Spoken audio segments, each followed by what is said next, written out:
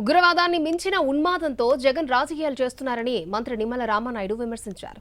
అధికారంలోకి వస్తే ఉన్నవి పోగొడతాము, పనులు ఆపేస్తామని అంటున్నారని మండిపడ్డారు. డ్రగ్స్ తో యువతకు ఉపాధి కల్పించడమే ఆయన పాలసీ అన్నారు. గొడ్డలి పార్టీకి రాష్ట్రంలో శాశ్వతంగా రాజకీయ సమాధి కట్టాలన్నారు. రెడ్డి చెప్తూ ఉన్నాడు, మేము అధికారంలోకి వస్తే ఉన్నవి పడగొడతాం, ఎక్కడ పనులు అక్కడే ఆపేస్తాం, యువతను చెడగొడతాం, మాదక ద్రవ్యాలను అమ్మిస్తాం, మహిళలను బయటకు గెంటుతాం. ఇది వారి రాజకీయపరమైనటువంటి విధానాలుగా, రాజకీయపరమైనటువంటి హామీలుగా ఈరోజు ఉన్నటువంటి పరిస్థితి. వాళ్ళకు కూడా ఒక యూత్ పాలసీలాగా ఈరోజు జగన్మోహన్ రెడ్డి పదే పదే చెప్తూ ఉన్నారు.